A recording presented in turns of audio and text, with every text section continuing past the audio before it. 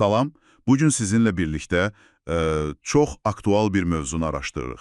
Azərbaycanda korrupsiyaya qarşı mübarizənin hüquqi təməllərini. Əsas mənbəyimiz də korrupsiyaya qarşı mübarizə haqqında qanundur. Məqsədimiz bu sənədin sizin üçün ən vacib, ən diqqət çəkən məqamlarını aydınlaşdırmaqdır.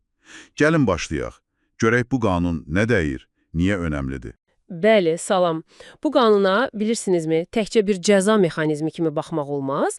Onun hədəfləri daha genişdir. Yəni, söhbət həm də sosial ədalətdən gedir, insan hüquqlarının qorunmasından, sağlam iqtisadi mühitin yaradılmasından, həmçinin dövlət orqanlarının işində, belə deyək, qanunçuluğu, şəxsaflığı artırmaq və ən əsası bu orqanlara sizin kimi vətəndaşların etimadını gücləndirmək. Bu çox vacibdir.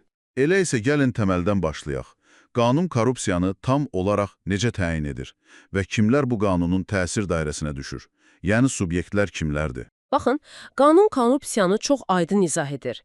Vəzifəli şəxs öz statusundan, vəzifə səlahiyyətlərindən ya da əlindəki imkanlardan istifadə edir. Nə üçün?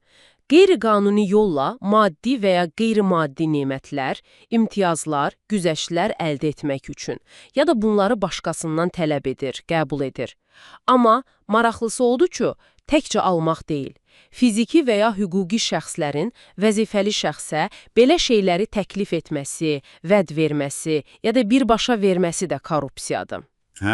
Deməli təkcə almaq yox, təklif və vermək də. Bəli. Bəli, hər iki tərəf məsuliyyət daşıyır. Subyektlər dairəsi isə dediyim kimi həqiqətən genişdir. Yüksək dövlət rəsmiləri, sıravi qulluqçular, dövlət və bələdiyyə idarələrinin əməkdaşları, hətta seçkilərə namizədlər. Və təbii ki, rüşvət təklif edən, verən adi vətəndaşlar, şirkətlər də bura daxildir. Deməli, təkcə alan yox, təklif edən və verən də qanunun hədəfindədir. Bu, çox mühüm bir detaldır. Yaxşı, bəs qanun korrupsiyanın qarşısını almaq üçün hansı konkret mexanizmləri təklif edir? Məsələn, vəzifəli şəxslərin maliyyə durumu ilə bağlı nəzarət varmı? Əlbəttə, var. Maliyyə nəzarəti əsas alətlərdən biridir, bəlkə də ən vaciblərindən. Qanun tələb edir ki, vəzifəli şəxslər hər il öz gəlirləri barədə məlumat versin. Vergi tutulan əmlakları, banklardakı əmanətləri, qiymətli kağızları, şirkətlərdəki payları hamısı bəyan edilməlidir. Yəni bu bir şəffaflıq mexanizmidir. Tamamilə.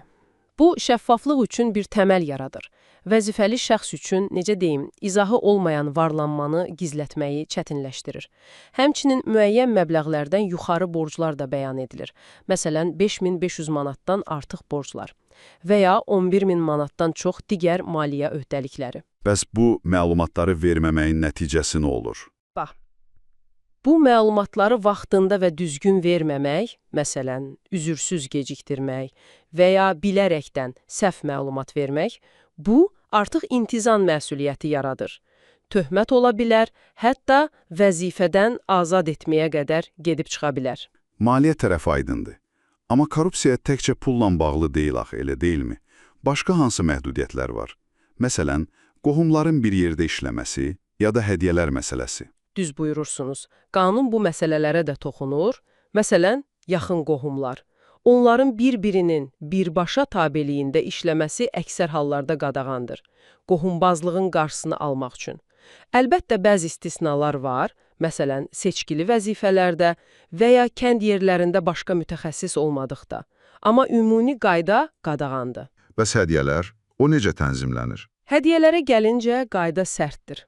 Vəzifəli şəxs işinin qərərsiz icrasına təsir edə biləcək və ya bir növ mükafat kimi görünə biləcək hədiyyələri qəbul edə bilməz. Qətiyyən. Heç bir hədiyyə olmaz. Kiçik bir istisna var.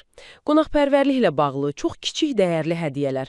Qanunda konkret məbləği də var. Bir mənbədən il ərzində cəmi 55 manatı keçməyən hədiyyələr. Bu limitdən baha olan hər hansı hədiyyə isə artıq şəxsi hədiyyə sayılmır.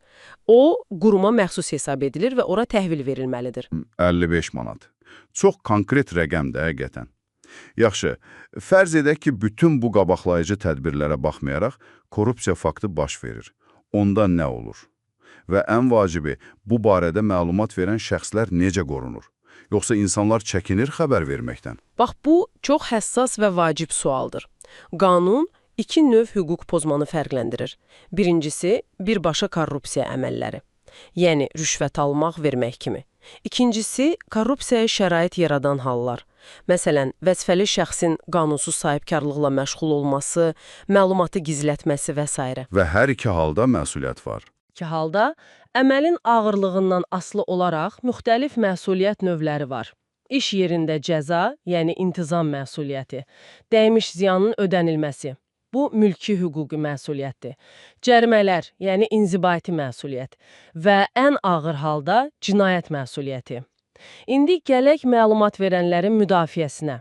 Bu, qanunun ən mühüm, bəlkə də işləhliyini təmin edən hissələrindən biridir. Qanun, korrupsiya barədə məlumat verən şəxslərin məxfiliyini təmin edir. Bu, çox önəmlidir və onları hər cür təzyiqdən, qısasçılıqdan qoruyur. Məsələn, işdən çıxarma, hədələlə kimi hallardan. Yəni, bir zəmanət var ki, məlumat verənə zərər dəyməyəcək.